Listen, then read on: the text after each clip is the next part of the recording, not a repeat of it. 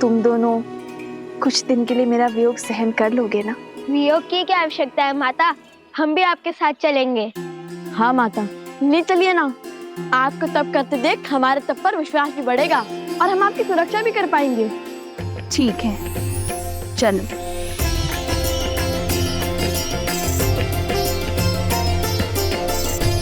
मित्र, हमें सेना की सुविधा के लिए हमें इस सरस्वती नदी के उपनदी पर ही शिविर लगाना चाहिए। फाल्गु नदी भी इसी नदी में आकर मिलती है।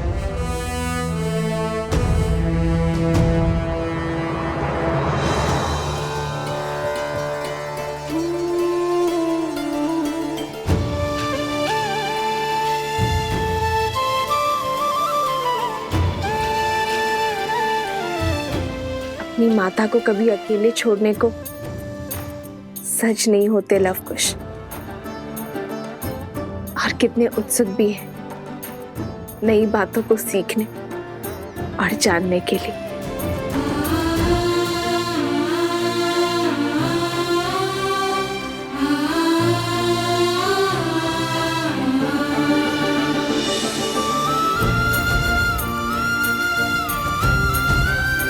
बालकों की भांति उत्सुकता मुझे आपके मुख पर भी दिख रही है वन देवी।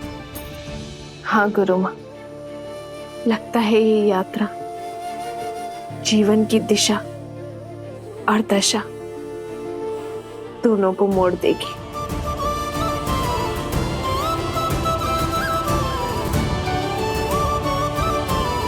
कुछ विशेष कारण अवश्य है इस फल्गु यात्रा का। प्रभु, चंद्रबाहु को वरदान प्राप्त है। जब वो युद्ध भूमि में होगा तब उसकी पत्नी रानी पद्मा ब्रह्म मंत्र का जाप करेगी। और प्रभु, जब तक रानी पद्मा का जाप चलता रहेगा तब तक चंद्रबाहु की श्वास चलती रहेगी। उसे कोई नहीं मार पाएगा।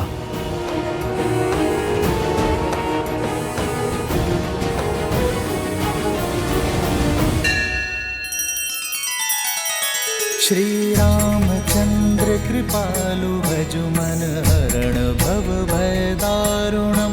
नव कंज लोचन कंज मुख कर कंज पद कंजारुणम। सिया राम, सिया राम, सिया राम, सिया राम, सिया राम, सिया राम। मित्र, चंद्रबाहु का कवच रावण की नाभि सा ही अभेद्य लग रहा है। धर्म का एक वार पाप की हर ढाल को काट सकता है मित्र। आपकी पुत्री की रक्षा के लिए हमें पतिव्रता को रोकना होगा। आज युद्ध के समय किसी को महल जाकर रानी पद्मा का जाप तोड़ना होगा। ये कार्य मुझे सौंपिए प्रभु। मैं रानी पद्मा का जाप भी तोड़ूंगा और अपनी बहन को भी खोजूंगा।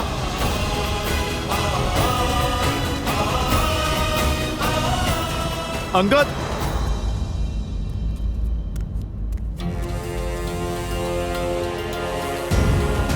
जय जय पवन पुत्र हनुमान।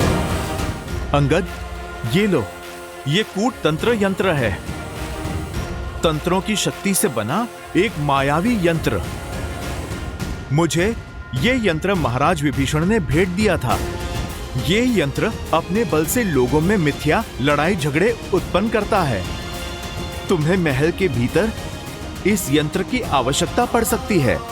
इससे तुम्हें उन राक्षसियों का वध नहीं करना पड़ेगा।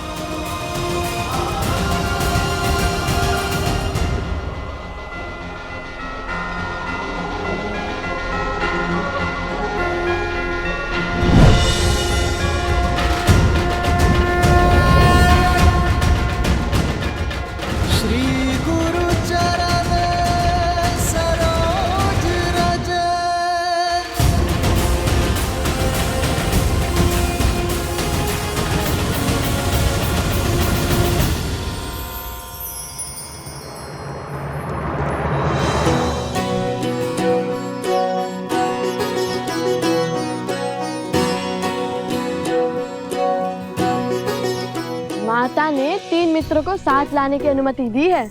कह दो वन देवी को मैं सज्ज हूँ। और मैं भी। वन का मार्ग है, पुष्पों का नहीं, कांटों की डगर है। लौटने तक तो केवल घुटनों तक ही पांव बचेंगे सबके। एक बार फिर सोच लो। कितने भोले हो भ्राता शांडिल्य। लवकुश के होते माता का पग कांटों के डगर में नहीं पड़ेगा। वन देवी है, वन में जाएंगी तो बैलगाड़ी पर। बातें बहुत बड़ी बड़ी बनाते हो कुश। कैसे जाएगी वन देवी बैलगाड़ी में? आश्रम में तो गाड़ी है ही नहीं। नहीं है तो क्या हुआ, बन जाएगी। क्यों, है ना भैया? विचार तो अच्छा है, किंतु ये सोचना होगा कि ये होगा कैसे। और बैल, उसका क्या? आश्रम में तो केवल गाय है। बैल भी क्या लकड़ियों से बनाओगे?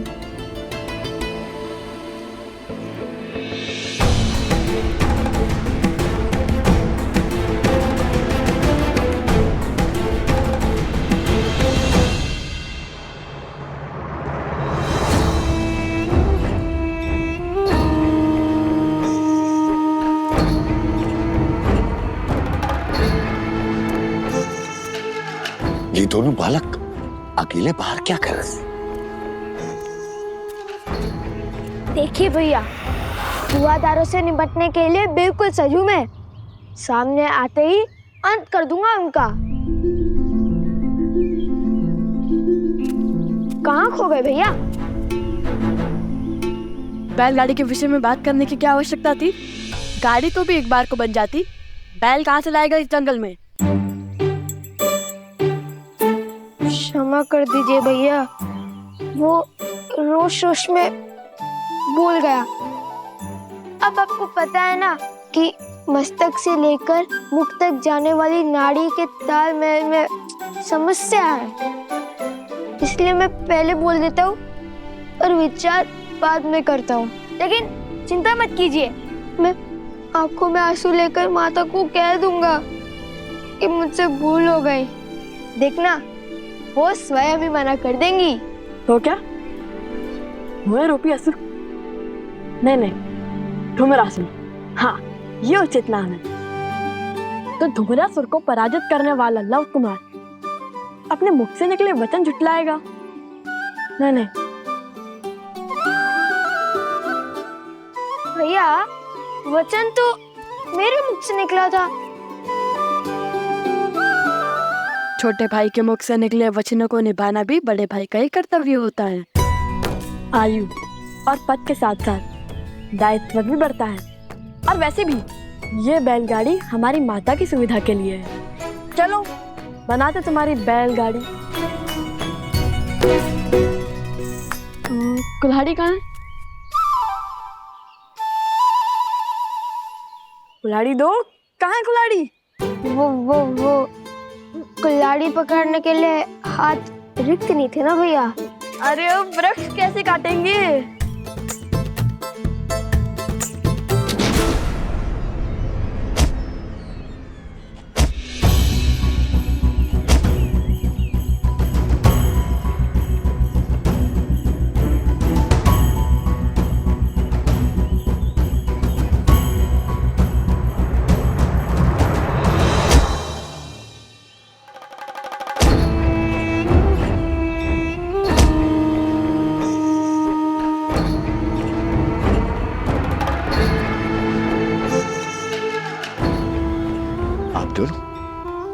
कौन है? इस घने वन में क्या कर रहे हैं?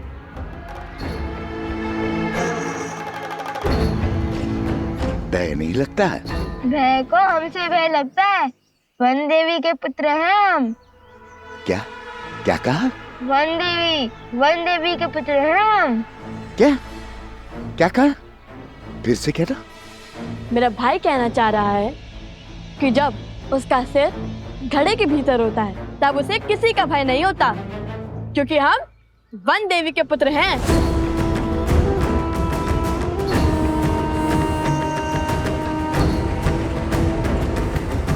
वन देवी अर्थात आप दोनों वन के राजकुमार हैं। मेरा प्रणाम स्वीकार कीजिए, मुझे सेवा का अवसर दीजिए। बताइए क्या चाहिए आपको? हमें कुछ लकड़ियां चाहिए। हम अपनी माता वन देवी के लिए एक बैलगाड़ी बनाना चाहते हैं ताकि वो सुखपूर्वक फाल्गु नदी तक पहुंच सके। और सिर्फ लकड़ियां ही नहीं, बैल भी चाहिए हमें। इसे कहते हैं विधि का विधान। मैंने एक गाड़ी बनाई, सोचा था आश्रम में दान कर दूंगा। यदि आप दोनों वन देवी के पुत्र हैं और इसे मेरी तरफ से वन देवी के लिए उपहार स्वरूप स्वीकार करें तो मैं धन्य हो जाऊंगा। अद्भुत, कितना अच्छा सहयोग है ये। क्या हम गाड़ी देख सकते हैं?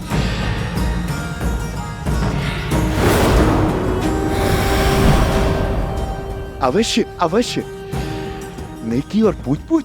आइए आइए।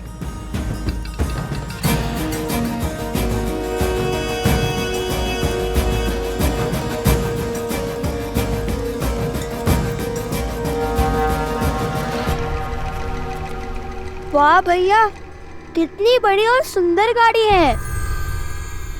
और दृढ़ भी। धन्यवाद बंधु।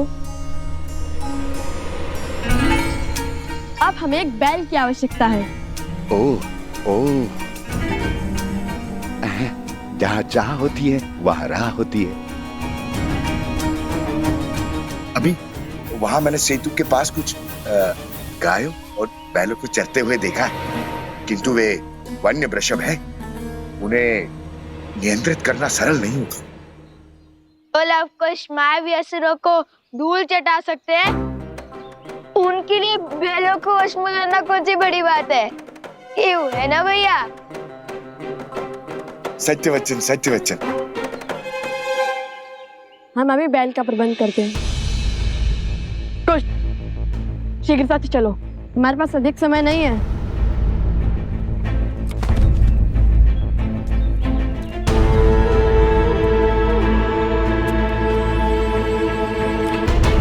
जय श्री राम।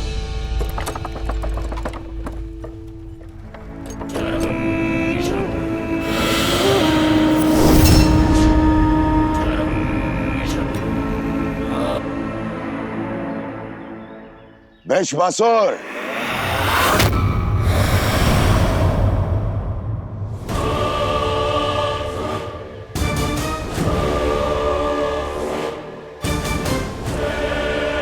प्रणाम असुर सम्राट। जाओ वृषभासुर, उन दोनों बालकों को मार दो। और यदि तुमने ये कार्य संपन्न किया तो मथुरा का राज्य तुम्हारा। जाओ। आपकी आज्ञा का पालन अवश्य किया जाएगा महाराज।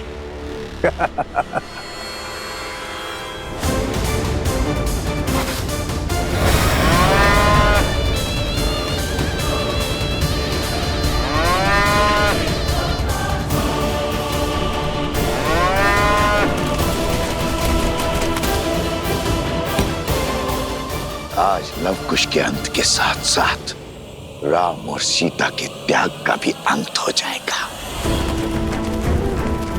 पुत्रों का मृत शव देखकर सीता आश्रम से बाहर आएगी और राम को स्मरण करेगी और उनका समर्पण मिट्टी में मिल जाएगा। राम राज्य की स्थापना एक कल्पना बनकर रह जाएगी। सिया राम की जय।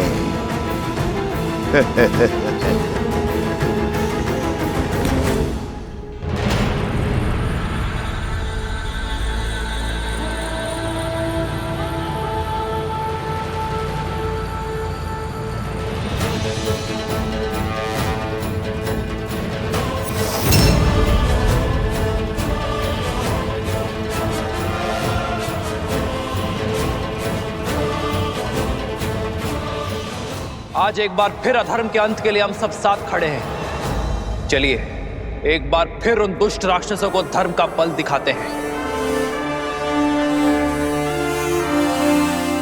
एक बार फिर संसार को न्याय की शक्ति दिखाते हैं, एक बार फिर स्त्री के सम्मान की ललकार लगाते हैं, एक बार फिर धर्म की जीत का परचम लहराते हैं।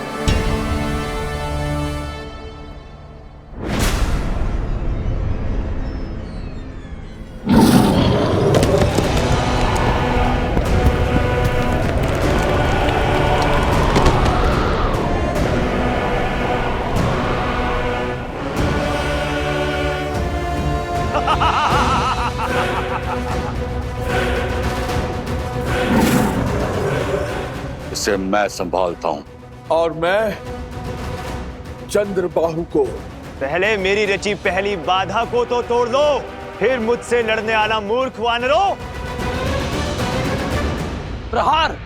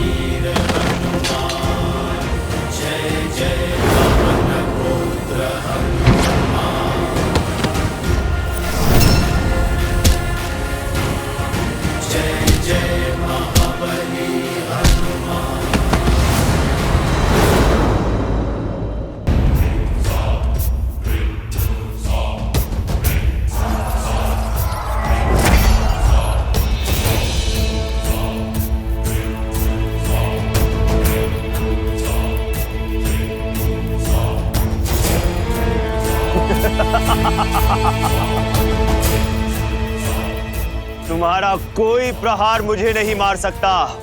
अमर हूं मैं, अमर।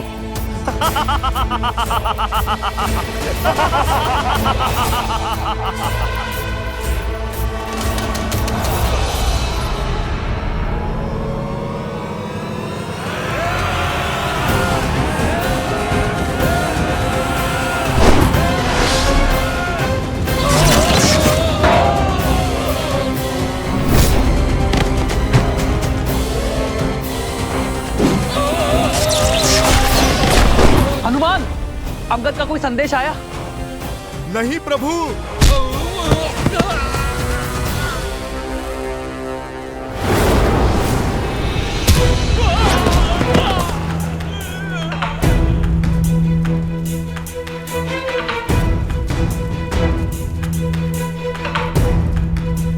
ओम विदात्मने विद्याहि हिरण्यगर्भाय धीमहि तत्रो ब्रह्मा प्रचोदयत्। ओम विदात्मने विद्याहि हिरण्यगर्भाय धीमहि तत्रो ब्रह्मा प्रचोदयात्।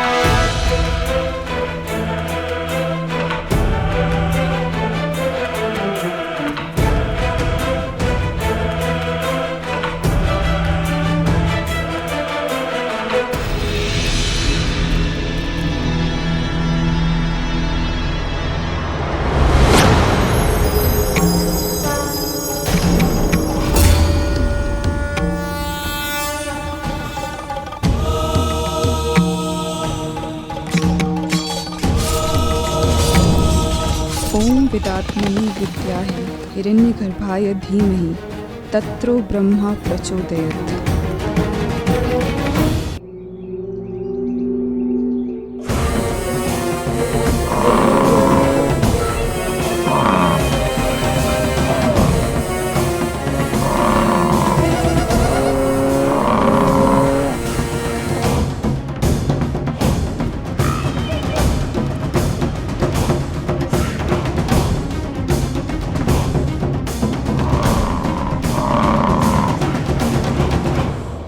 वचन से बंधे हैं।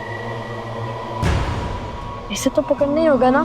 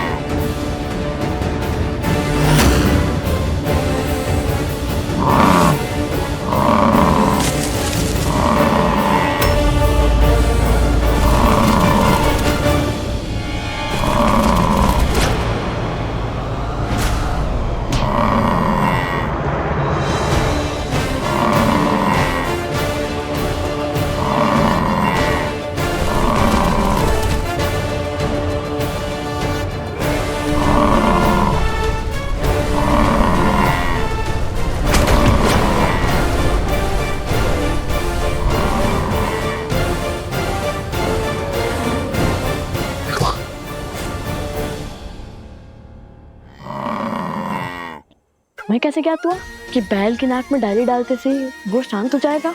मुझे ज्ञात नहीं था भैया, वो अत्यंत आक्रामक हो रहा था, इसलिए मैं उसे अचेत करना चाहता था, लक्ष्य से चूक गया। हे ऋषभ महाराज, हम आपसे लड़ना नहीं चाहते, हम बस आपको हमारी गाड़ी में बांधना चाहते हैं ताकि हम अपनी माता को सुखपूर्वक फाल्गु नदी तक ले जा सके, उनके कोमल पग को कंकर और कांटों से बचा सके।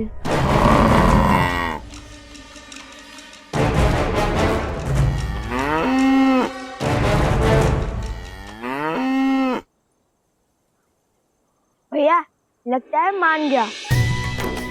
अब एक कार्य करता है, जैसे माता आश्रम में सारी गायों के सींग पर मोली धागा बांधती है, हम भी इसके सींगों पर मोली धागा बांध देते हैं। तो ठीक है।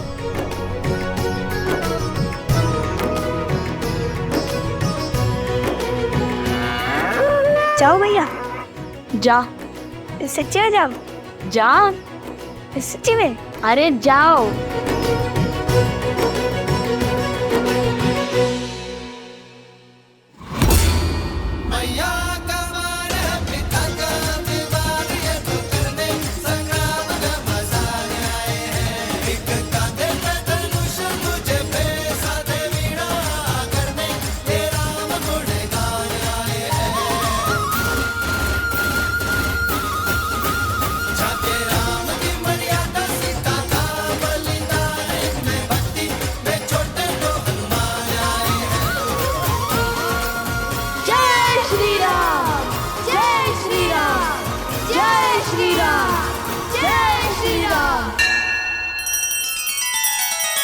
श्री रामचंद्र कृपालु भजु मन हरण भव भय दारुणम नव कंज लोचन कंज मुख कर कंज पद कंजारुणम।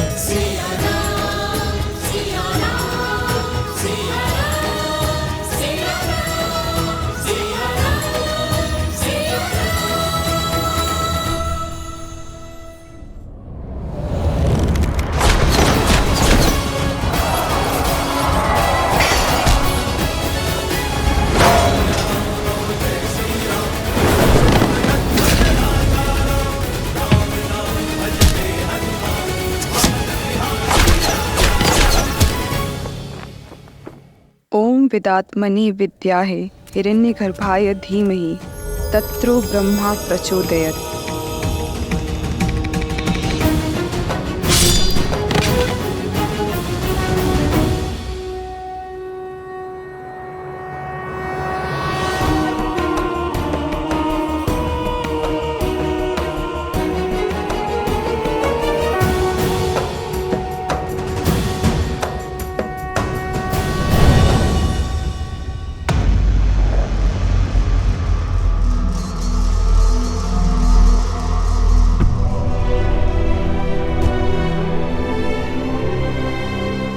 सेनापति,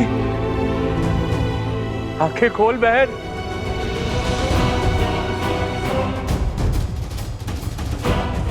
मुझे मेरी बहन चाहिए।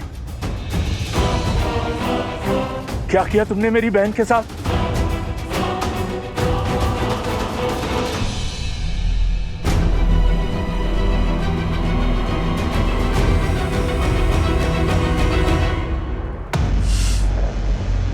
बालकों को नहीं मार पाया वृषभासुर। भैया अब हमारी बैलगाड़ी सज्ज है, अब माता को कोई कष्ट नहीं होगा।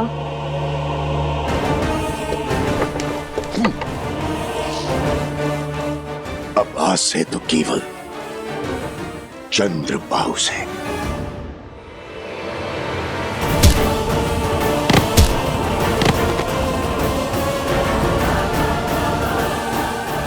आज पिताश्री को मुझ पर कितना गर्व होगा।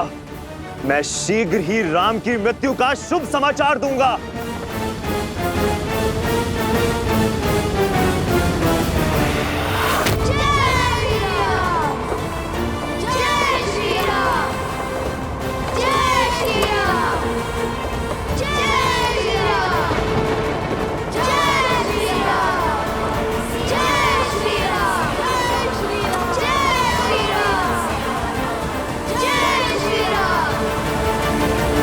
सीता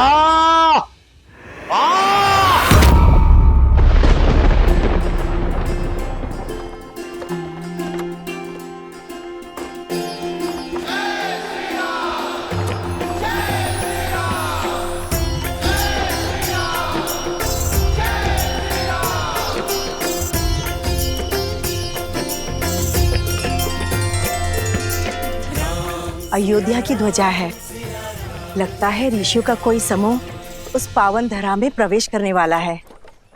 आप कभी गई हैं वहां? बहुत सुना है धर्म की इस नगरी के बारे में। वहां के सुंदर सुंदर वन उद्यान, कल कल बहती सरयू नदी, इक्ष्वाकु वंशजों की बड़ी बड़ी प्रतिमाएं और राजा राम का सुंदर महल।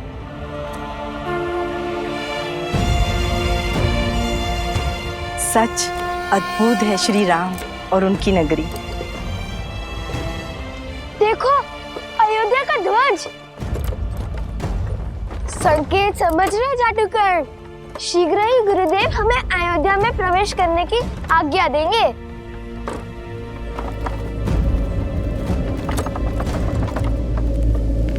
लगता है वातावरण बिगड़ने वाला है।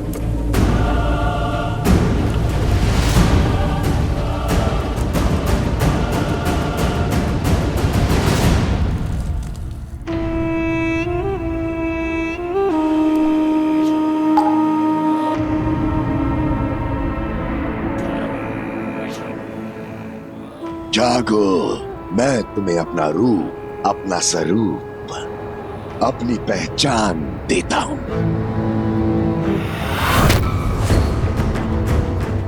अपने महाराज को मेरा संदेश दो। इंद्र से जागने का समय आ गया है। अधर्म का आतंक फैलाने का समय आ गया है।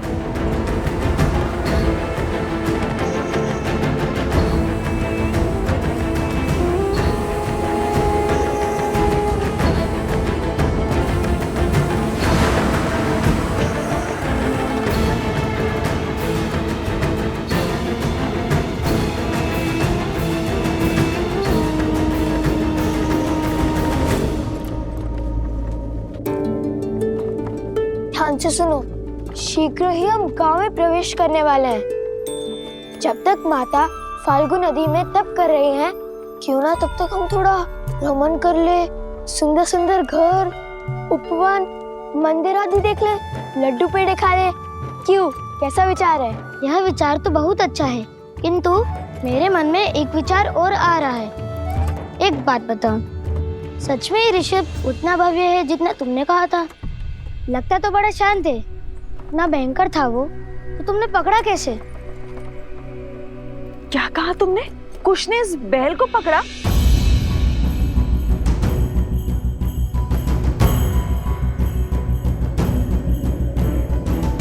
सुना आपने गुरु माँ, कुश ने उस अनियंत्रित वृषभ को अपने नियंत्रण में लिया। अच्छा, अब तुम असत्य भी बोलने लगे हो। सत्य कह रहे हो माता, केवल मैंने नहीं किया, जो भी किया हम दोनों ने किया, है ना लव भैया? लव?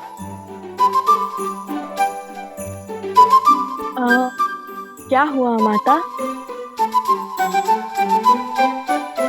मुख बंद नहीं रख सकते थे? क्षमा कर दीजिए भैया, वो मित्र पूछ रहे थे तो मैंने बता दिया।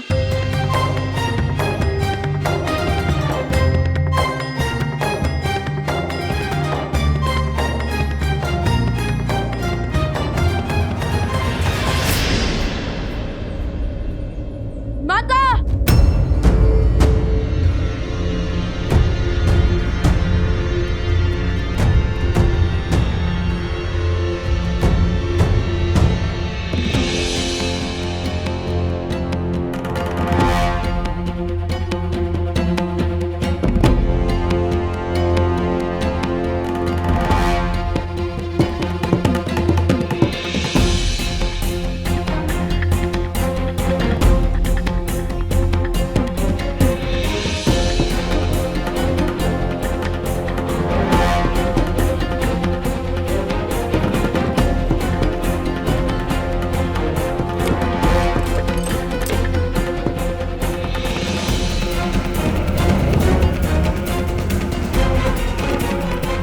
या तो ना घर बचा, ना मंदिर, ना लड्डू। लगता है घोर विपदा आ पड़ी है इस गांव पर।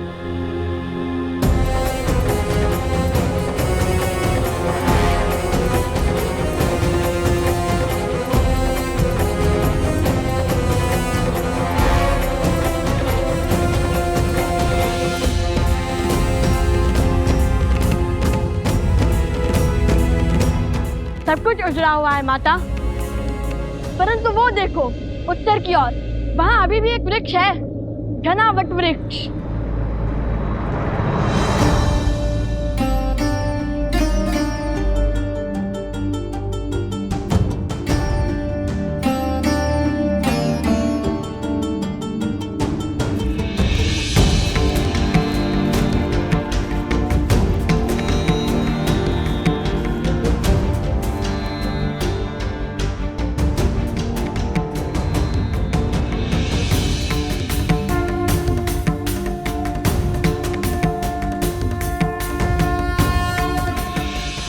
ये कौन है?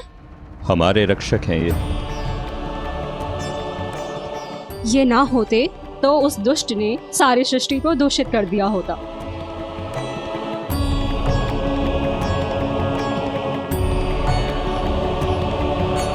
माता, ऋषिवर कब से तपस्या में लीन होंगे? अनेक वर्षों से। आपको कैसे पता? गांव के प्रमुख ने मुझे सब बताया। बहुत उपकार किया है इन ऋषि ने इस क्षेत्र पर। इनके तपोबल से ही ये केवल एक वृक्ष जीवित रह पाया है, अन्यथा आसपास का सभी क्षेत्र विष से पीड़ित होकर रिक्त हो चुके हैं और जो बचे उनको कोसों दूर चलकर जाना पड़ता है शुद्ध जल लाने के लिए। अपने पूर्वजों के द्वारा बसाई धारा को छोड़ना सरल कहाँ होता है। ये क्षेत्र श्रापित है, अब तप कैसे होगा? श्रापित स्थान पर तप संकट को न्योता देने के समान है। क्या था श्राप? अधर्म का श्राप। जल इस संसार का सबसे शुद्ध तत्व है। जल को पीकर हम भीतर से और उसी से स्नान कर कर हम बाहर से शुद्ध होते हैं। वैसे ही प्रकृति में फैला पाप जल से ही शुद्ध होता है। किंतु जब पाप अपनी सीमा लांघ देता है तो वो मानव की दृष्टि से बच निकलता है और तब सबसे पहले जल ही अशुद्ध होता है।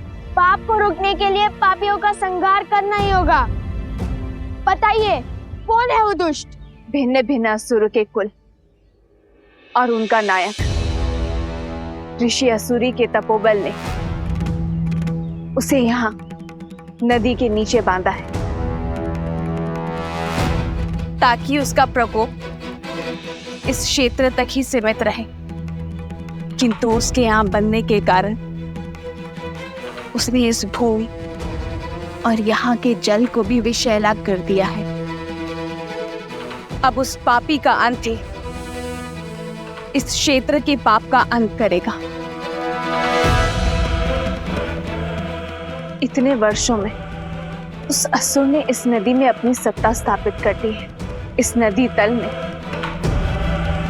अपना महल तक बना दिया है। वो असुर जल में मक्र है और तल में मनुष्य मकरासुर।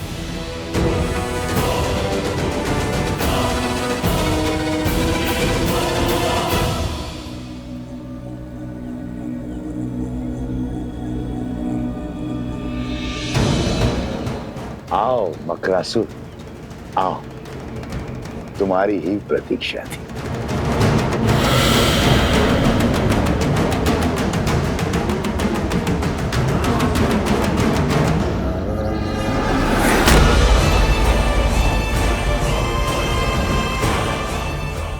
बहुत सुना है तुम्हारे बारे में सहस्त्र मुख रावण, किंतु मुझे तुम्हारी शक्ति और युक्ति में कोई रुचि नहीं है।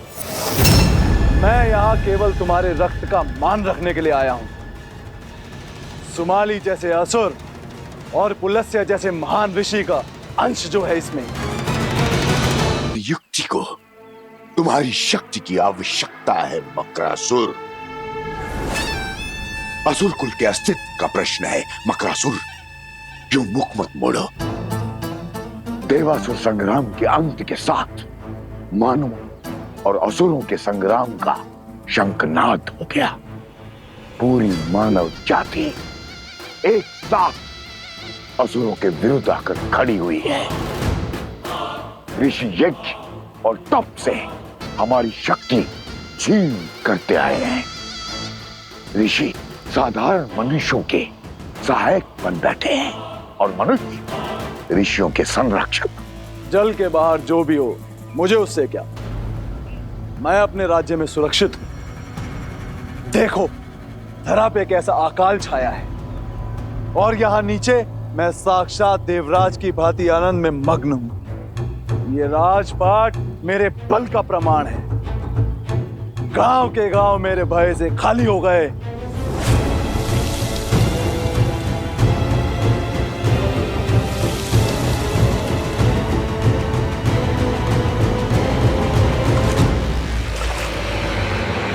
क्या हुआ मकरासुर? इतनी शीघ्रता क्या है? कोई है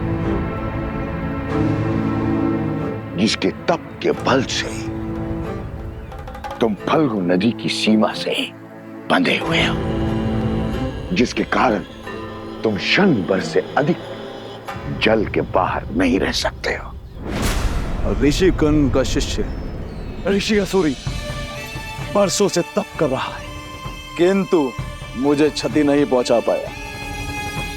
कुछ नहीं है उसके वश में।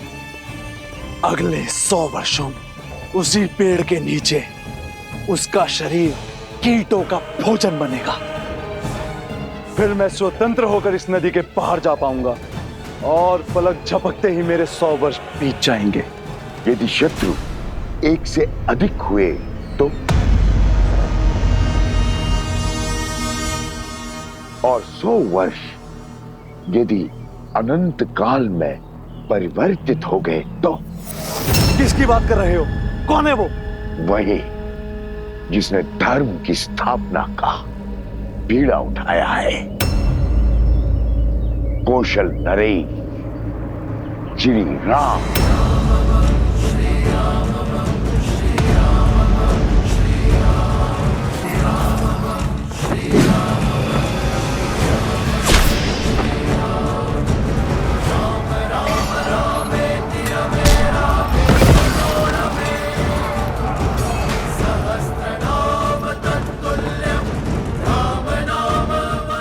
यही क्या वीर चंद्रबाहु का अंत हुआ? ओम विदात्मनि विद्याहे हिरण्यगर्भाय धीमहि तत्रो ब्रह्मा प्रचोदयत्। ओम विदात्मनि विद्याहे हिरण्यगर्भाय धीमहि तत्रो ब्रह्मा प्रचोदयत्।